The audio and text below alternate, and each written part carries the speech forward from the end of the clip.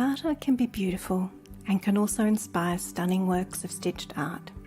Renowned textile artist and embroidery designer Jordan Cunliffe explores the use of stitched data to tell stories and record personal details. The meaning may be obvious or hidden, and often concentrates on the smaller, quieter, everyday moments that make up our lives. Reflecting on the seemingly simple, like daily walks or nightly sleep patterns, to memorable moments in her life, her finished work is both beautifully precise and mesmerising. It seems the thread of textiles is indeed woven into Jordan's life, from a granny that taught her to knit her first wonky but cherished scarf. Jordan describes textiles and their history as being imbued into the fibres that make her, igniting a lifelong passion. After completing her master's, Jordan discovered a fascination for data visualization. With a focus on data and storytelling, she takes traditional textile techniques and pairs them with contemporary concepts. 10,000 days becomes 10,000 stitches. She looks for stories or data that she wants to share. These smaller, quieter moments that belong to everyday life can become magnified, each piece retaining a human aspect. Jordan seeks to acknowledge their understated power by taking time to record them. While the data is fast-paced and ever-changing, the embroidery is slow and meditative, committing memories to stitch to be preserved forever. Almost any aspect of your life can be represented in graph or map form, whether it's recording the colours of flowers on a favourite path or encoding your most private thoughts in beaded Morse code. Jordan's book, Record, Map and Capture in Textile Art, explores a fascinating way of working while honouring the time spent stitching. So let's find out more and welcome Jordan Cunliffe, this week's Friday feature artist. Ta-da! Welcome, Jordan. Hi. And welcome, everybody. Thanks so much for those of you that can tune in this morning. It's much appreciated. And we'd love to know where you're from. Hi, Eva from Sweden. Oh, where's my thing? Welcome, and Vicky. Fantastic. Yes, we are so diving into that book because it's amazing. Thanks, Deb. So yes, we've got lots of people tuning in, lots to chat about. So first of all, yes, congratulations on the wonderful achievement that is your book. I just love it. The stories, the concepts, how you've translated them. But more on that later. So when we spoke earlier in the week, I mentioned that sometimes there's a connection between our 10-year-old selves and what we end up doing as adults. Can you tell us what you told me that you were doing as a 10-year-old and what you now do as your day job? So as a 10-year-old, I had my own greetings card company. And now I am a designer for Hallmark cards. I love that. The entrepreneur you. Do you remember what kind of thing was on your, you say you had a company at 10. What kind of thing was on your cards then? Well, I just had little cutouts and gems and little messages and things, and then I would sell them at craft fairs or to family. Yeah, that's I love that, because of course I couldn't have expected that was going to be your answer. So brilliant synergy. So you then, fast forward to when you're older and you did a BA in embroidery. And then you were saying that you worked 4 days at Hallmark, which was a great, I love that, that they would let you do that too, so that you could study your master's. What was it like, the experience of going back to study after working for a few years, and what was the subject that you were exploring in your master's and thesis? Well, it was a great experience to go back to uni. I'd really missed the learning side of things. So I'd started researching into doing an MA. And my work were luckily really supportive, really happy for me to cut down my time at work for the 12-month period that I needed. And I think because I only had 1 day a week to focus on this university experience, so I really, really wanted to make the most of it and just absorb it all. And I just loved the lectures and all the projects and the support from the tutors and things. It was just great. I knew that I wanted to focus on embroidery because the hand embroidery has been sort of the thing that I've always been the most interested in. And then just I think I started looking at mapping, and I started looking at a bit of sort of stitches to represent something else, and I just fell into the world of data visualization, and I just loved it. So that became the focus for my work and my final show and my written work. And then, so I graduated in 2017, and I've just basically carried on the project ever since. Wow. And, you know, it's fascinating, like throwing those two words together, data visualization. I guess it can be a bit sort of, I mean, I can't imagine how people react when you kind of explain that. Do they react to it, and do they just... I think when I say that I do embroidery, I think they've probably got an idea of the sort of thing that I do. They probably think it's quite decorative, maybe a little bit old-fashioned. So I think it's quite a nice contrast to pair it with something really contemporary and something unexpected. And for those that maybe are not familiar with the book, which is amazing, I'll just show one of the projects that is in the book. And if you can maybe just explain, so first of all, that's the piece, and then this is the finished thing. So if you could just tell us the name of that and what that represents, yeah, we'd love to know more about that. Okay, so this piece is called Linear Time, and I spend a lot of my work thinking about time, passages of time, how we record things, how we count things. And my cousin actually was doing a PhD in linguistics at the time, and she was talking to me about some of her research, which is really interesting. And it was about the language that we use and how that can impact on how we experience things. So in our language, for example, we talk about time as being a length. So we say something is a long time away, a long time ago. And then there's other languages that talk about time as being sort of a volume. So they say something is like a big time ago, or, you know, like a large time.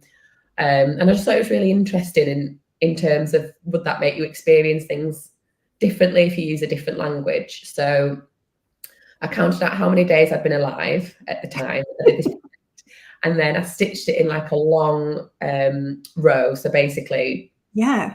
And then that's the coiled up version. So I thought about, that's how we would think about it in our sort of culture, is like it's a long time. But then I was thinking, if it was like a volume-based language and I was using it to fill a container, how would that look differently? So yeah, it's just exploring with that sort of the linguistic side. Yeah, that's and so when it's out, when it is in its linear form, how many meters does it go for? I don't even know. Yeah, The photographer who took the photos for my book, he's taken a really good photo. It's sort of snaking across the pages because it's just impossible to photograph. Because yeah. It's kind of genius to put it in a jar too. There's something about a contained thing as well. I mean, equally, it would be kind of interesting, I guess, on a wall if you were ever going to exhibit pieces from the book, like to see that. But I do kind of, appreciate the contained version. So the book, excellent. Again, congratulations. So how did that come about? How did you end up being this fabulous published author that you are? Well, during lockdown, we had very strict lockdown measures where we lived. And I got involved with an online stitch project that was run by Claire Wellesley-Smith. She was doing a sort of COVID lockdown. Everybody was working from home. It was all done over Zoom, like a sort of collaborative project, which was really interesting, which is exhibiting at the moment. And so we would meet frequently, and we'd talk online and chat and stitch and work on this project together. And we got talking about the sort of work that we did, and I was talking to her about my work and the data visualization side of things. And she had already written textile books for this publisher, Batsford. And she said, why don't you write a book about it? So she was really helpful. She helped me put together a proposal, which I sent to the publishers. And I didn't hear anything for a little while, and I just thought, oh, they're not interested. But then they came back to me and they said they wanted to commission it. So then I wrote it. It was great, really interesting process. Yeah, it's good. And, you know, I've never met anyone from Batsford Books, but they seem to really support independent artists, creative people, and they have a really nice library of, I seem to have several of their books already. Yeah, so They have that's nice. a fantastic collection of textile books, loads of really interesting artists. So yeah, it's a place to be. And also earlier when we were talking, I was trying to, unpick this data visualization thing. And we were speaking about how embroidery is often very decorative, and like when you did your initial degree, you learned all the classics, but how you're interested in subverting the decorative, and like that's the point, turning the abstract into something that could be felt or experienced. So in the book, there's the granddad's sweater piece. So I'll show that now. So yeah, could you tell us more? And I've got a close up as well. Could you tell us more about what that represents and the story behind that? Yeah, so my granddad passed away in 2019, and we were going through his things afterwards, and I said, could I keep one of his sweaters, because he would always wear these kind of sweaters, and my nana would despair because they'd be falling apart at the seams and have holes in the elbows, but he would just wear them and wear them and wear them. So this is how I always picture him, as wearing these sweaters from M&S. So I said, could I keep one? And I kept it for a little while, and I wasn't sure what to do with it. And then as time passed, and I thought, I'm ready to sort of tell this story, I thought I'd like to stitch it onto his sweater. I thought that'd be a really nice tribute. So I made the red stitches. I made a stitch for every day of my granddad's life. And then the pink stitches are a stitch for every day of my life. So they overlap by the number of days that our lives overlapped by. So where it's just red stitches on its own, that was all his life before I was born. And I think sometimes you can forget as a child that people existed before you were born. And they had all this experience before you were around. And then the pink and red stitches overlap where our lives overlapped. And then there's a few pink stitches on their own, which is, since he's gone, and then my life has carried on past his. So That's he was amazing. a nice man as well. I think he would have appreciated the precision. Yeah. Precision is a word that is used like that kind of like mesmerizing precision. Like it's so, and thank God there's people out there such as yourself that can have those tendencies, because that's not really me. That's irrelevant. So when we were having a little chat earlier, you kind of mentioned that you have a bit of imposter syndrome about calling yourself an artist, of which I was saying, well, you've got a book, you're amazing. But I wanted to know how you discovered the conceptual way of thinking. Like, even just listening to you talk then, you're just like, yeah, all that makes sense. But how do you even come up with, yes, that's what I'll do. I'll plot his number of days in stitch and then mine and then the overlap, which seems so simple, but those simple ideas are always like genius. So how did you develop the conceptual way of thinking, and what gave you the confidence to work that way? Was it something that came out of your master's?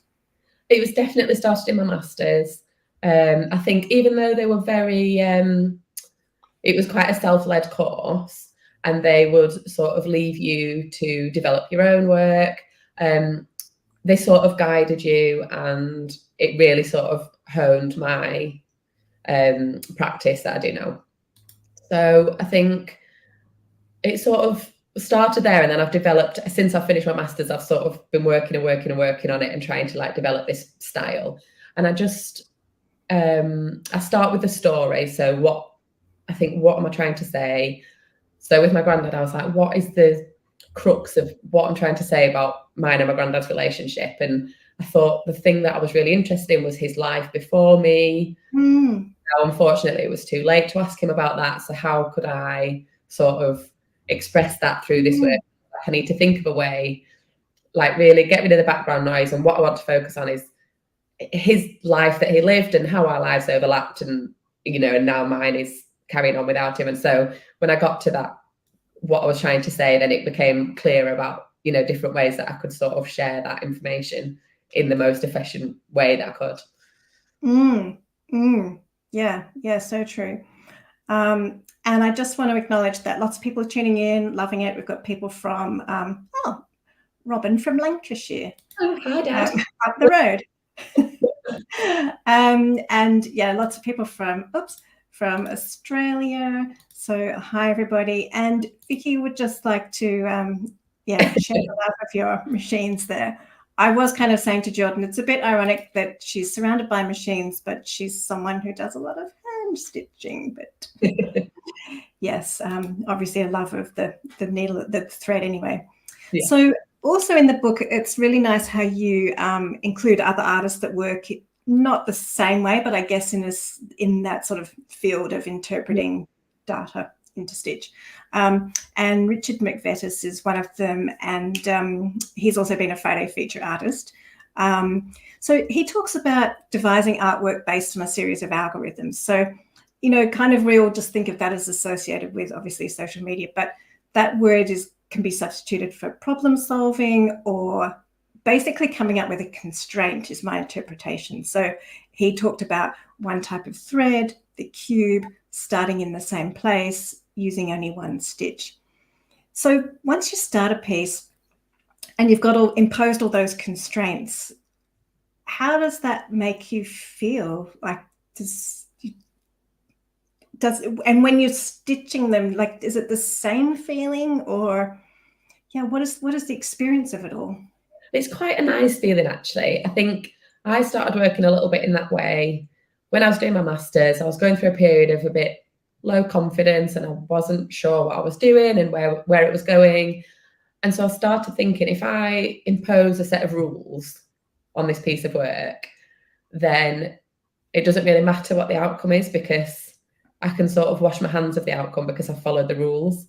And I think the process became the most interesting part about what I was doing. And then the sort of piece of stitch was just a byproduct. So I was like, the really interesting thing was the making the set of rules and the constraints, and it sort of took the pressure off. And then I would make the piece of embroidery and I thought, well, how it looks visually at the end is sort of not really as relevant as the process. So I quite liked working in that way. It's quite freeing. I'd do all the hard work up front, setting out the rules and the constraints and things. And then the embroidery was actually just really relaxing because it didn't matter how it unfolded, because I had, it was like following a pattern. Like if you're knitting or if you were making anything else, you've got the pattern up front and you just follow that. And it's actually quite a free way to work. I really like to work in that way. And this is probably a stupid question, but like when you did the linear time thing, like how long approximately did you spend on that, do you think? I would probably say maybe like a couple of weeks. It depends, because obviously it's not my full-time job. I fit it around other things. It's something that I like to do on an evening. You know, if I'm watching telly, I'll find time to do a little bit of stitching.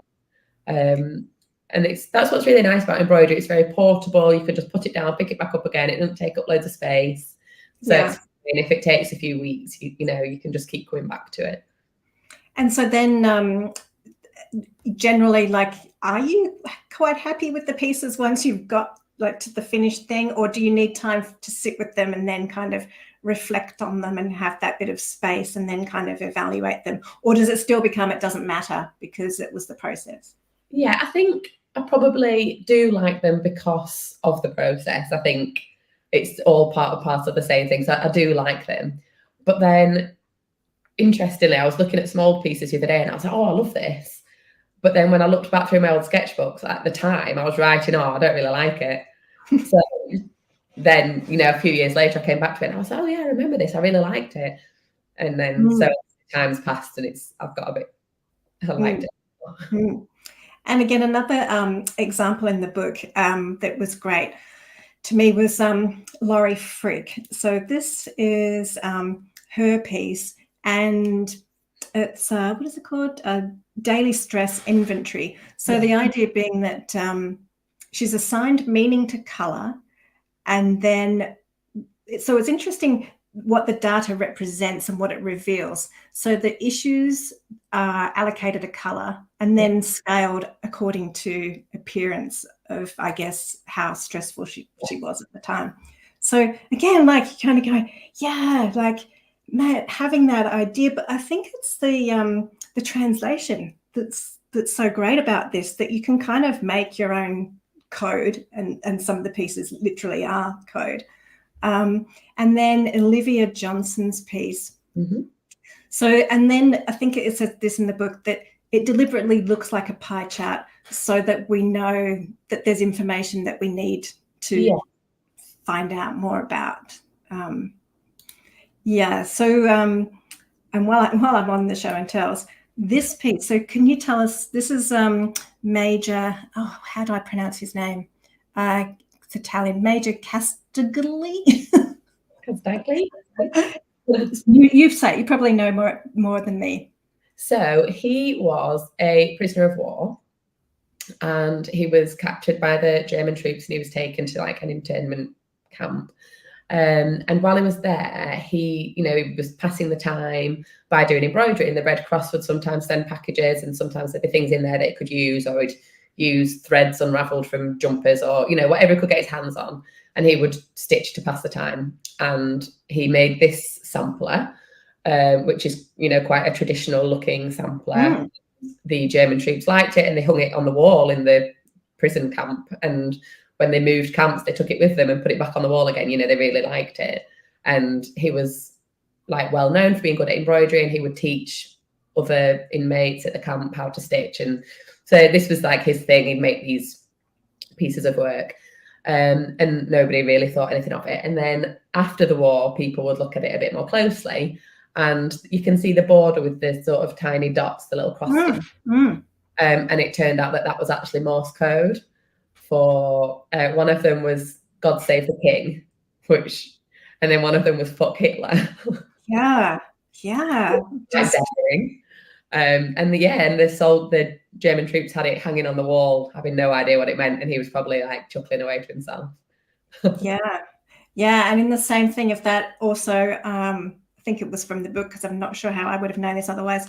The idea that sending knitting patterns was banned overseas. Sending knitting patterns internationally was banned in World War II in case there was code that wasn't picked up. So I mean, if you don't know how to knit and you look at a knitting pattern, it does look like code. They could easily have snuck some information in there if they needed to. So I think they were aware that it could have been used. It could have had a different meaning. Yeah, fascinating. And I just wanted to acknowledge that it's not breakfast for Gail, and she is enjoying sitting back with her glass and listening to something that she enjoys. That's great. Thanks, Gail. And hello to Susan, Bavaria, and Lorraine. So yes, back to my questions and the pictures. Because I was thinking, do you always have a set way? Do you have a set of categories, or are you always developing and exploring new ones? Does it depend on the project, like what you were saying, I guess, trying to tell a certain story? Yeah, I think it just depends. I mean, obviously, because I'm not working to any briefs at the moment. I'm not doing a course. I'm not working on a commission or anything. So I just sort of think as I go through my life, is there anything that I feel like I want to record? So when we were in lockdown, there were themes around that I wanted to record, because I was like, this is quite a unique moment in history. How can I record my experience of this? And just everything, I've done things about sleeping, I've done things about walking, I've done things about work, I've done things about sort of my work-life balance, just anything really that I think is worth recording, which is everything. Yeah, I mean, that did spring to mind immediately when I knew that I was going to be talking to you. I was thinking, God, this is going to sound really flippant, but you just think the pandemic must have been brilliant, because there was so much to record and so much sitting still and so much repetitive dream. But I have got a piece, if you could tell us about that you did create from then. So I made this during lockdown again, and it was based on my friends from university. So we all lived together when we were at uni, and we're still really close now. And we live all over the world, but we do see each other frequently. And during the lockdown was the longest time that we'd not been able to see each other. So we found that really hard. And so I made this piece, and it was a stitch for every day since we've left university. So all the time sort of that we've been apart. And then I just included a couple of bits of fabric. So the floral fabric at the top, that was some cheap fabric that I had when we were in our uni house, and I'd reupholstered some of the sort of cheap furniture that I had in there to make it a bit more homely. And then the stripy fabric at the bottom, those are my pajamas that I had at uni, which I basically lived in, like most students will, know how that is.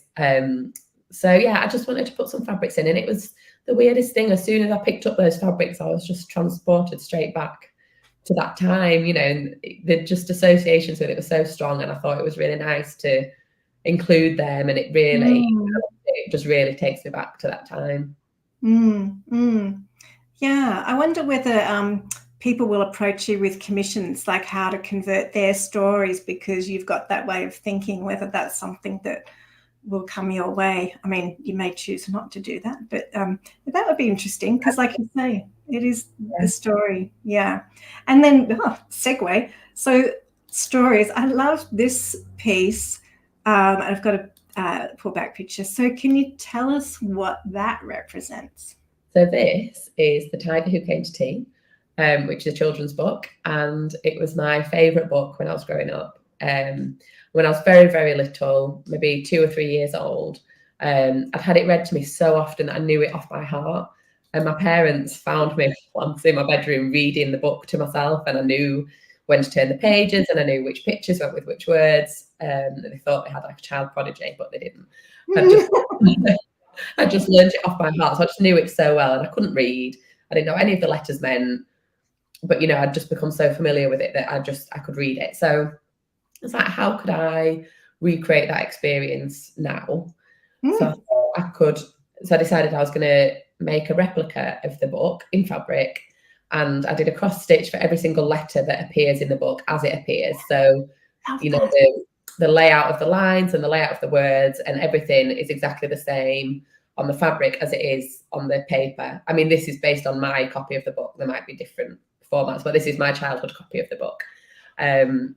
So the book reads exactly the same as the original book does.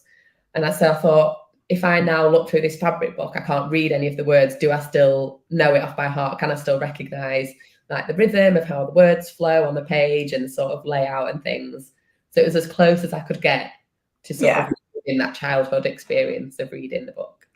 And you probably had to give the graphic designer in you a break and have some sort of not be too specific about the kerning, the space between the letters or the leading. got to draw the line somewhere. Yeah.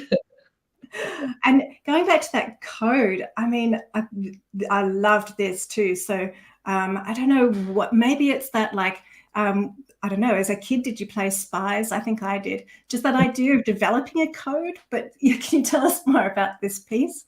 Yeah, I think probably everybody's had a secret language at one point. I know me and my brother were probably making up secret languages when we were little. But this was a book that I found in a charity shop, and it's a book of every single word that's allowed in a game of Scrabble. So I guess if you're very serious about your Scrabble, you could refer back to this to say, yes, this word is allowed, no, this word isn't allowed. Yeah. It's in alphabetical order, and I just found it fascinating, something about the sort of methodical logicalness of it I just loved. And I liked the idea of working onto the paper as it was already, rather than copying it onto fabric. So I got out my bead collection, and I assigned a different colour bead for every letter of the alphabet. And then I went onto the page and I stitched over each individual letter with a bead. And then I had my own language then to recreate all the words. And I just think it's interesting because it's alphabetical. You could sort of maybe crack the code if you wanted to. The first letter's A, so then you can find all the A's. And so, as it goes through the alphabet, you could probably sort of pick it apart. But I was doing it for such a long time that I ended up reading in this language of beads. I could tell what the words were because I was just I'd like immersed myself in this bead language. Wow. And I was explaining that to someone the other day, and then I was kind of thinking, but can you get 26 different colors in beads? Or maybe like, did you then have to go into textures? Or no, you could. Wow. Shades. I've got zillions and zillions of different colors of beads. Yeah. And do you need, like, I guess you don't need like those big glasses on top of glasses. You must have pretty good eyesight. Yes. I mean, I'm sure one day I will have strained them beyond the point of repair and then I'll struggle. But at the minute, I'm okay. And this one too, which is kind of similar but different. So Yeah, that's in a similar vein. So obviously it's a crossword, and I just did the same thing again. Instead of beads, I did sequins. So every sequin represents a different letter of the alphabet, and then I would solve the crosswords with the beads. Wow. Yeah, that could be a good idea for commissions too, couldn't it? Because then you could build messages into crosswords. Like if you wanted to get commercial with it, I guess you could. Anyway, yeah, I'm going off on a tangent. So going back, like how you create these, so you're mapping them out on paper first, is that? Yes. So I work a lot on graph paper. I think it's really helpful for planning things out, like stitches on a really small scale, because you can get different scales of graph paper. And so I would just mark where each stitch would go. And then I've got, so I have to do all the like sort of thinking work up front, where I plot it all out, measure it all out, work out how it's going to fit together, get it all down on the graph paper. And then once I've done that, then it's sort of quite relaxing to then do the stitch, because I'm just following the drawing. I tend to cross them off as I go, so I don't lose track. And I find it really easy if I have like a pattern to follow up front and graph paper. I mean, I could do them digitally, but I'm just not in this world. I'm not a digital person. I like to do everything by hand. I like to spend the time with the graph paper and a tiny little fine line and plotting it out beforehand. Yeah, because I think I did sort of ask you that, like as a designer, yeah, you could easily just have it in digital format. You could print it out on gorgeous paper. You could change the colors. But yes, there's something obviously about that important next tactile step that is. I think because the data that I work with is so personal, I really want to cut corners. I want to sort of honour it with the time that it deserves by really sort of spending time. It's not something that I'm trying to rush through. It's something that I want to be in the moment with. And so I'm quite happy to spend the time.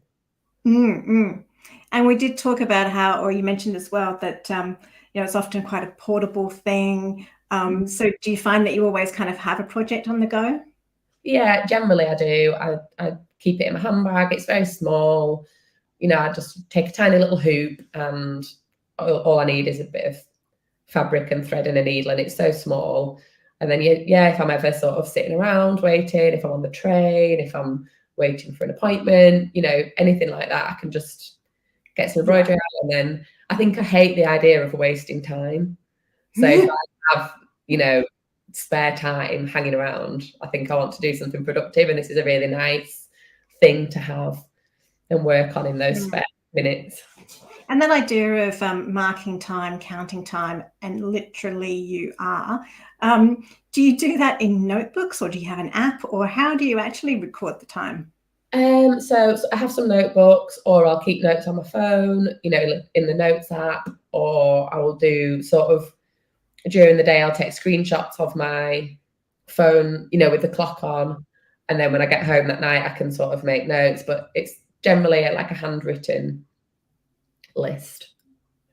It makes me think of like the old kind of prison tally in the the movies where they're doing that, and the scratchings.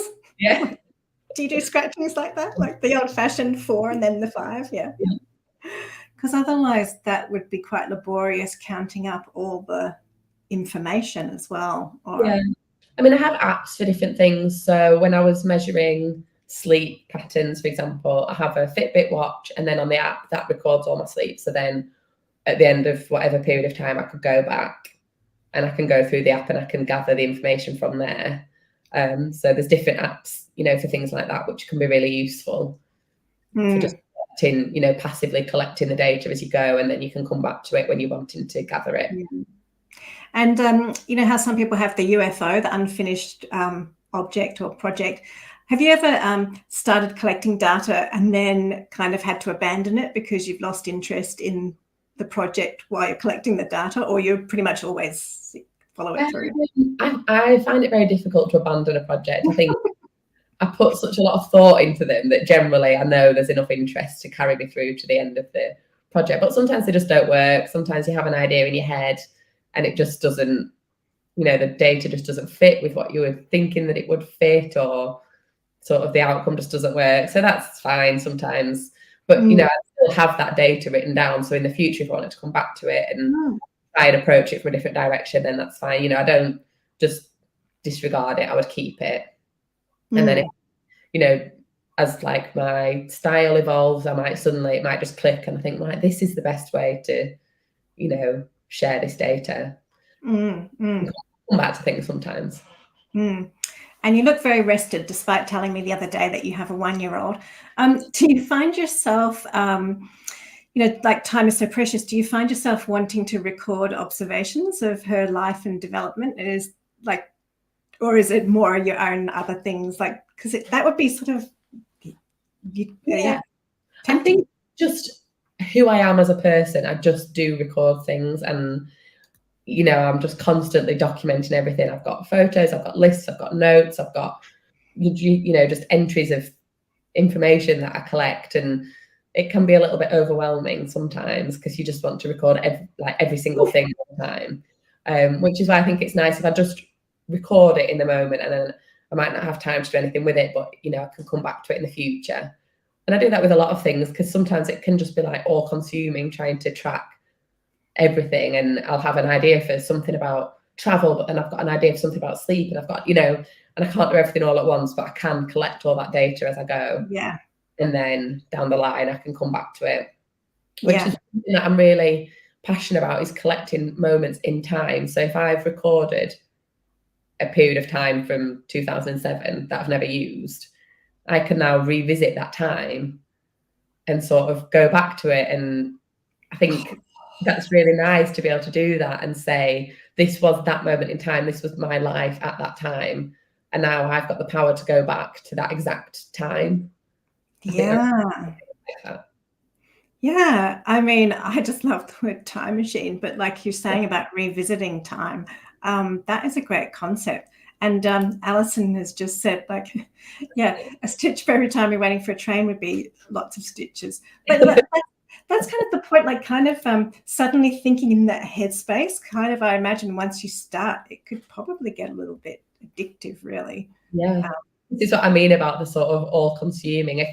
When you start to think about the data in your life, and you sort of start to take notes of those things, it's absolutely everywhere. You know, you could just record everything, which is why I really have to sort of think, what is the, you know, when I was saying about storytelling, what is the important thing? What am I trying to say? What is it about my life at this moment that's really worth documenting and that I want to share? And I think that helps you sort of hone in on the important data that you need to be collecting, and which is going to be different for everybody. Yeah. And the other day when I was mentioning to you or asking you what or who inspired you, and you were telling me about a data designer called Georgia Lupi as someone who inspired you. And she's written a book called Observe, Collect and Draw. So discovering patterns in your everyday life, which is something that you explore in your book as well. I was kind of thinking, going back to that would have been handy to process the pandemic years that way. But also, for those of us that have little sort of obsessive tendencies, that also seems like an interesting way. But also today I was thinking that, you know, for people that are not sure about what it is they're trying to say with their creative projects or their art, this is like that concept of data visualization, if you haven't heard it before, is a great way to develop. And I think in your book you call it like the handmade algorithm. Basically you're designing a way of approaching a topic, and one of your examples was this. If you would tell us a bit about that. So in my book I've put a few DIY projects, so people that have never worked in this way before, if they wanted to follow a project to sort of get them started, and this was one of them. And so it was, again, the working within constraints sort of concept that we discussed earlier. So this one was going for a walk. So when we were in lockdown, we couldn't really do anything, but we could go for walks. So we'd follow the same route, you know, every day, every other day. And I thought, you know, that was a really interesting thing to try and capture, like this, you know, routine that we had. So we would go on the walk, and I thought, if I set an alarm for every 5 minutes or every 10 minutes, or and then as that alarm goes off, I'll stop, and what can I see? So the walk that we went on at that time of year, it had lots and lots of beautiful flowers around. You know, it's a very rural walk. So I would stop when the alarm went off. I would see what was the nearest flower, take a photo of it, and we just did that the whole way around the route. And then I got home and had this collection of flower photos that I'd collected on the way around. So then I picked the colour from each flower and I stitched it into this sampler. And again, you know, if I was stitching a piece of work from scratch, these probably wouldn't be the colours that I'd choose. I would probably not put certain colours next to other colours. I might be second guessing, do these really go together? Did they clash a little bit? But because I was following the algorithm, I didn't have to worry about any of that. You know, the whole purpose of this piece of stitch is to tell a story. So I can't go in and start messing up the narrative. This is, you know, the factual. This was my experience of that time. So, you know, I could then go back and do the same walk in a year's time, in 6 months' time, in a different season. I could follow the exact same process. I'd have a completely different piece of stitch. If somebody else did that walk, they might walk slower than me. They might stop and talk to somebody. They might get stuck at a traffic light when they're crossing the road, you know, and that would mean they would then stop at different points on the route and they would end up with a completely different piece of stuff. It was just like an experiment or an exercise in creating a really personal piece of work which just could never be replicated. You know, that was our experience at that time, and the chances of anybody else coming up with the same, you know, combination of colours in that order is just, you know, like a bazillion to one. So it's your unique experience of that time. Yeah, and I love how you just said, like, you couldn't mess with it. So, like, it's your story and you're the narrator, and we can see your hand evident in the piece, but you're just telling what it is. Yeah. But yet it's still unique. Like you just said, if someone else did it, it would be completely different. So that is amazing. So I just want to share Ray's comment with you. Oh, yes, it is so refreshing. It is amazing. And this is such a different way of, it's just been fascinating hearing about this whole process. Now, what I was going to say was the talk that Georgia Lupi did was also on, she has an interesting TED talk and touches on how data fails us. And she does mention a couple of sort of political things, but push through that, because it's all about the stories behind the numbers and using data to show the connection. And then she talks about a collaboration she did with Stephanie Pozovac, where they exchanged hand-drawn data to get to know each other.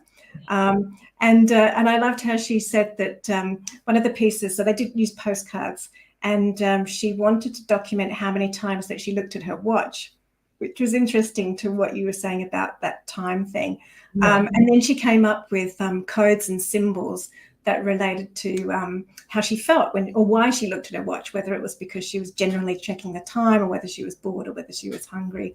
So, again, I love that idea of coming up with these codes for ourselves. And it was really interesting because the two artists that sent the postcards to each other, they had the same theme each week.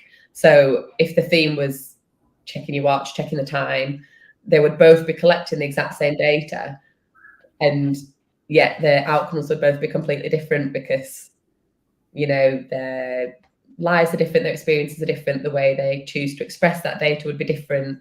You know, you'd think that they'd be quite similar, but actually they're really different. And it's just really interesting how different people interpret things.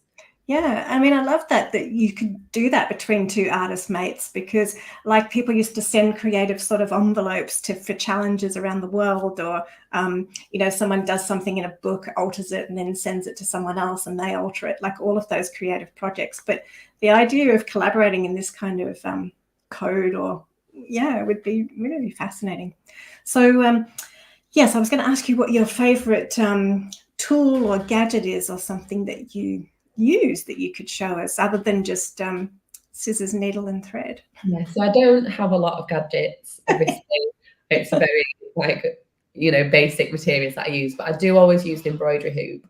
I know not everybody does, it's like a personal choice, but I really like it because I need the fabric to be really taut so that I can follow the, you know, the tiny holes in the fabric when I'm trying to make really precise stitches. So I've got different hoops. So this is like a sitting hoop. So this bit goes under your legs when you're sitting on a chair, and then the hoop like right in front of you like this. Nice. One. And then this is another one. So this Oh, one yeah. on the floor. You can also get ones that are like clamped to your desk or but this is really good if you need to use two hands. So normally you'd hold onto your hoop with one hand and stitch with the other. But so when I was doing like some beading, for example, you really need to have two hands. So that's when these sort of hoops are really useful. Yeah. Yeah, that's good. Yes, I get. Yes, and I do love it how people are always inventing tools and gadgets because there's always something else that I feel like I need. Yeah. Yes. And one of the things that I was reading too was that data or processing data or looking at data makes us more humane, which kind of doesn't seem like those two words fit together. But what are your thoughts on that? Is it because we're paying more attention to something, or? Maybe. I mean, I suppose you can end up in a bit of a bubble of your own world. And I suppose if you're looking at data from, you're starting to understand other people's stories. I think data visualization is a really good way of sharing huge amounts of information and making it really accessible for other people. That's, the important thing. Nobody's going to want to read through pages and pages of numbers, but if you can condense it in some way and you can make it more interesting to look at, I think people are more drawn to it. And maybe that's a really good way of, like generating understanding between people, if you can sort of get to understand some of the data, which is quite difficult to digest sometimes. So yeah, if you can share it in an accessible way, I think that's probably a good way to foster a bit of understanding. Yeah, that's sort of just, well, any of the examples that we've shown of yours where you just do want to know more. In fact, I don't know what is the thought behind this one. Could you tell us that, since I have that? The back of a piece of embroidery. Oh. So on the front, it would just be my normal straight stitches. And then this is the sort of journey that the thread's taken on the back, which I just found really interesting because I don't work in a hoop. I'm not doing sort of like all of one line and then all of the next line, sort of work in little sections and move your hoop around the fabric. So this is sort of my unconscious sort of journey that I've been stitching, which I find really interesting to look at when I get to the end. And just think, what was I doing here? Why have I done it in that order? But that's just obviously the way I've gone as I've stitched, and I really find it interesting to look back on. Yeah. And also in the book, I love kind of how you finish with that message that it's not about waiting for a significant milestone to document, that even everyday things are worthy of celebration. So do you know what the last piece is that you worked on, or what are you working on now? At the moment, I'm working on something. So I've been working within constraints. I've done things in the past. They're not in the book because they're not textile related, but I did a drawing with a fountain pen. I was like, how much ink is there in this? How much drawing can I achieve before the ink runs out? And it's one of those things where you start it and you don't know how it's going to end. And I didn't know if it was going to sort of fade out bit by bit, if it was going to suddenly stop and I'd have full ink on one mark and no ink on the other, So I quite like to start a piece and not know how it's going to finish. I've done similar things with a ballpoint pen. What would a drawing look like if I used up a full ballpoint pen and then no more? So at the minute, I'm trying to work with a full spool of thread and see where I end up at the end of it. So in both those instances, given that what you said, the things are running out, so presumably the ink in both of them is getting lighter or the line is getting thinner, you're not translating that to stitch in terms of the threads getting lighter in color or the stitches are getting smaller. Are you translating that in another way, or? So those two were just sort of experiments for my own curiosity. So I didn't translate them into stitch. I kept them as drawings. It was the process that I was really interested in. So now the translation into stitch is the using up all this thread and seeing what I end up with at the end. Yeah. I mean, I'd be fascinated to hear if everybody watching and listening over like now and over the next few days goes, oh yeah, this is great. And then they finish and then they go away and do their next thing and start thinking about how they can document data in their lives. Like, I hope some of you do, because I'd love to know what you come up with. That would be it'd be great, wouldn't it? Like just to sort of, see how people interpret the idea of translating information that's part of their everyday. Yes, go forth, people, do that. So our time's nearly up. It's gone quick and I've explored so many things. So is there anything creative-wise that you've got coming up or you're looking forward to, or just a rest? Or well, next week I'm going to the Knitting and Stitching Show, which is sort of like a trade show / exhibition space, which I'm really looking forward to. Hopefully get some more new inspiration. Yeah, find some inspiring people. So yeah, excellent. So you're going as a spectator. Yeah. Yes. Yes, because we all know how difficult it is to sort of exhibit or have shows when you're a mother of a young child and also working a full-time job anyway. So yes, again, congratulations on being published author. That's amazing. So I think I've come to the end of all my queries and questions about the world of fascinating. Yes, and I think we did ask, did you use the machines? But you do mention that you kind of do some stitchy projects otherwise you just admire them. Yeah.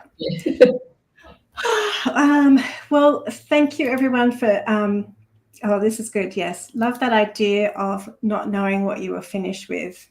Yeah, I think we all need to embrace that sometimes. And yes, I love explore that kind of writing too, because you can get it all out of your system because you know that it can't be. Yeah. Did you ever look into years ago Pitman's shorthand? That idea of. I did.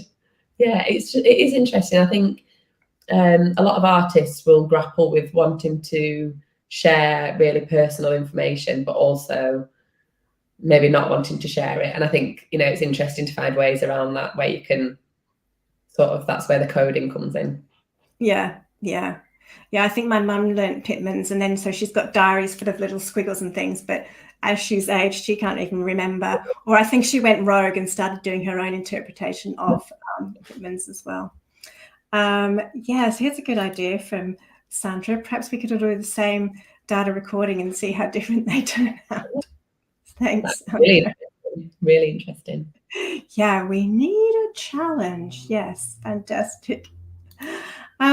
So yes, we'll leave it there. And Pitman's special pen. Oh, that's fantastic.